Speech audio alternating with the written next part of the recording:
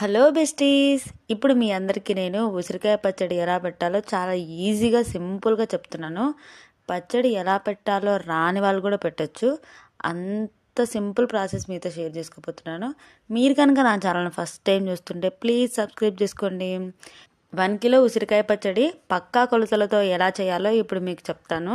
నేను ఇక్కడ 1 కిలో ఉసిరికాయలు తీసుకొని మంచిగా వాష్ చేసుకొని 1/2 అవర్ ఎండలో ఆరబెట్టుకున్నాను. అలా ఆరబెట్టుకోవడం వలన పచ్చడి అనేది ఎక్కువ కాలం నిల్వ ఉంటుంది, బూజు అనేది రాదనమాట. ఆ తర్వాత బాండాలి తీసుకొని 1/2 లీటర్ వేరుశనగ ఆయిల్ తీసుకున్నాను. వేరుశనగ ఆయిల్ తీసుకోవడం వలన పచ్చడి అనేది టేస్ట్ కొంచెం ఎన్హాన్స్ అవుతుంది. మీరు కావాలంటే నువ్వుల నూనె కూడా తీసుకోవచ్చు.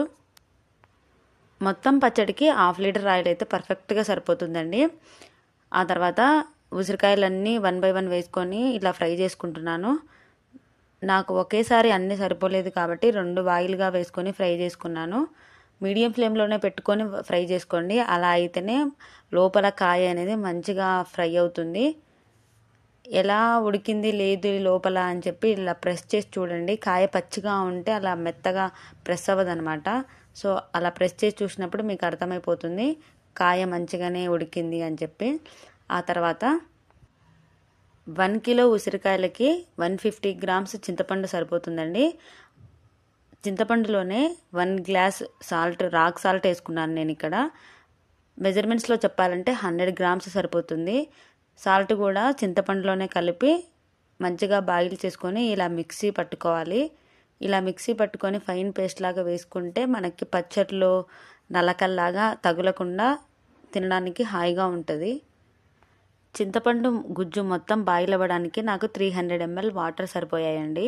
ఎక్కువ వాటర్ వేసుకున్నా సరే ఉడకడానికి టైం పడుతుంది. అట్ ద సేమ్ టైం చింతపండు గుజ్జు అనేది లూజ్గా ఉంటుంది. సో 300 ml వాటర్ సరిపోతాయి. ఆ తర్వాత ఇక్కడ 2 స్పూన్స్ మెంతులు ఫ్రై చేసుకున్నాను. ఆ తర్వాత 4 స్పూన్స్ ఆవాలు కూడా వేసుకొని రెండింటిని కలిపి ఫైన్ పౌడర్ లాగా మిక్సీ పట్టుకోవాలి. మిక్సీ పట్టుకున్న పౌడర్ని కూడా మొత్తం కలిసేటట్టుగా వీడియోలో చూపిస్తున్న మాదిరిగా కలుపుకోండి. మెంతుల క్వాంటిటీ అనేది ఎక్కువ వేసుకోకూడదు, జస్ట్ 2 స్పూన్స్ సరిపోతాయి. లేదు అంటే పచ్చడి చేదొచ్చే ఛాన్స్ ఉంటుంది. కాబట్టి ఓన్లీ 2 స్పూన్స్ మాత్రమే వేసుకోండి మెంతులు.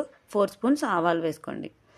ఆ తర్వాత ఒక పెద్ద వెల్లుల్లిపాయ తీసుకొని కూడా ఇలా కచ్చాపచ్చాగా మిక్సీ పట్టుకొని కలుపుకుంటున్నాను.